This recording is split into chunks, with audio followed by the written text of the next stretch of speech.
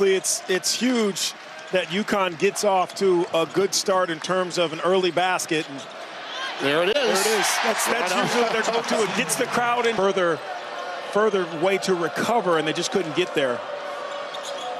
In addition to Isaiah Coleman after a bad pass by Adewusu.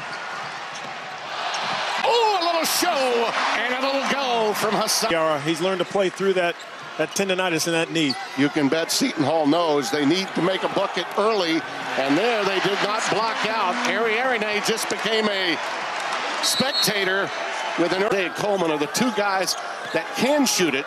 Inside Aligbe, he's trapped and finds a wide open Dual, and he rattles it home. That's a big. Have all that airspace between you and the next guy rotating.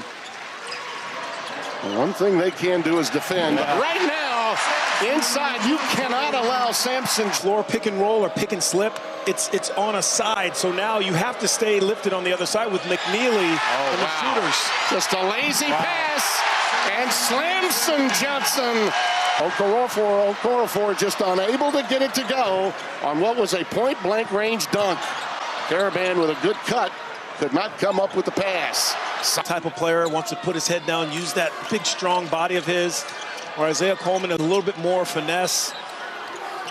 Boy, an air ball thrown up that time by Isaiah. He rushed that shot a bit. Nice move by Stewart, but he's rejected, stays with it, and gets the putback. He's got some family in town for this game. He does. Speaking of, you would know. This drought now is 5 minutes long for Seton Hall. There you go. And it's finally answered by Coleman. They want to get off that 8-9 line.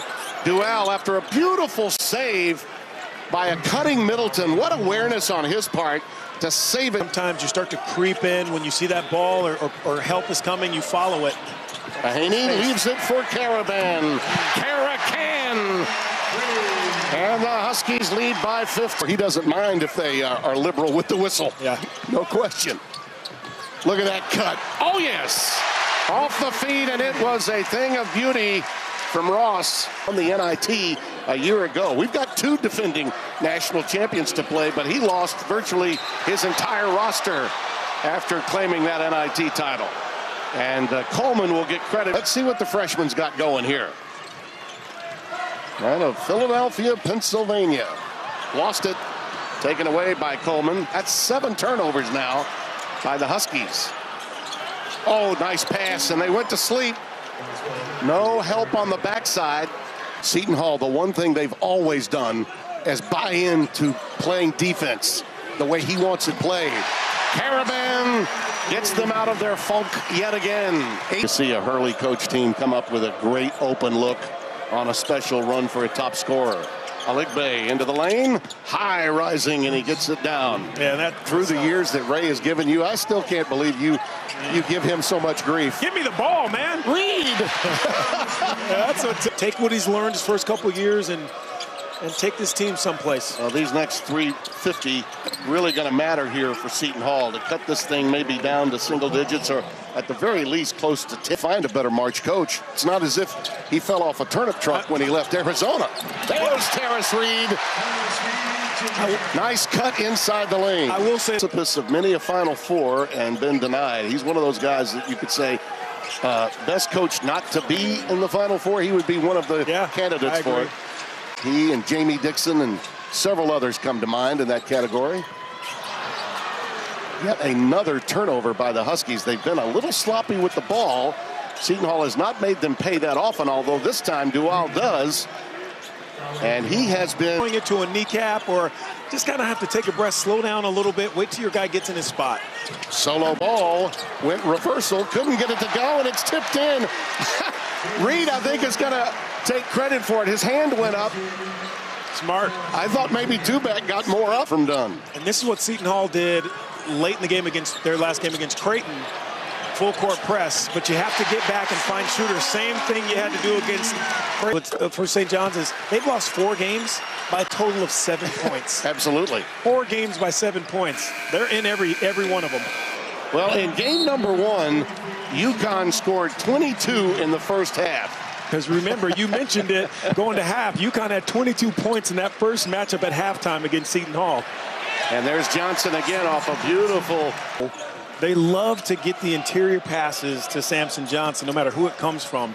Coleman, there's no doubt he was going to go right to the rack. Forced that one a bit, looking for a whistle that did not come. That's what Samson Johnson's reputation has done, though. You see him coming at you, you're going to try to be a little quicker. Oh, nice cut. And a great bounce pass entry from Candice. And I think an older version of Klingon may be joining us here in a few minutes. Wiser? Yeah, okay. Wiser than a lot of people. Coleman gets that one to fall. Emeka Okafor drops it off to Adewusu. That's a good look. Ariarine off the pass as they came out to respect those 4-minute increments. Just find a way and slow this juggernaut down. That kind of spacing won't help. Caravan had plenty of room. Terrace Reed, and then compared to you, how that game has changed down in the low block? Yeah, the game's changed a lot. On the college level, All UConn, even with their turnovers, and a lot of that. A missed three and too many offensive rebounds. Caravan all day long. Does a really nice job with his length. I think people underestimate. You just shut him down. Yeah, you know, Jared Jackson on that team, Muhammad Bynum. It was a pretty loaded team. Luke Schenscher was the big at the time. That's right. And they had an missing grit. Throughout the season, there's been a lot of close games, a lot of tough games that's gone either way. I think that's a positive.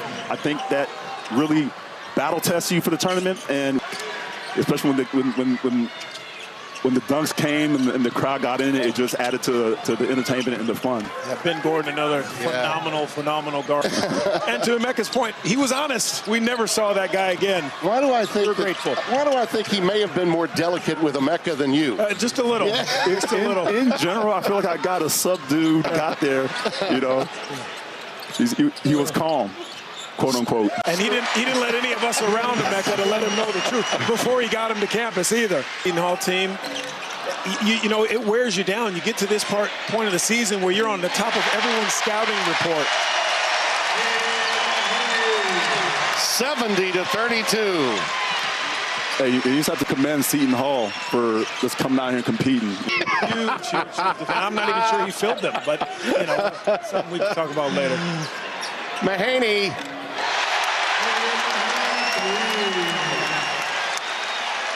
And Jalen Stewart. You talk about athleticism between number 3 and 23. Boy, future is bright. Haven't won 4 in a row since December when they won 8 straight. So this is huge. Timing is everything to find that momentum and to find success heading into tournament. On himself what happened. You know, the waves of emotions from the trip to Maui at the beginning to the issues that they had after the injury stores south. They will, a major part of that crowd, it won't just be St. John's fans at the Garden. I mean, talk about a game within the game. Well, after St. John's, and they are the headline story, after St. John's, for Seton Hall. Wow. Oh, high-low into a league bay for the deuce. 79-43.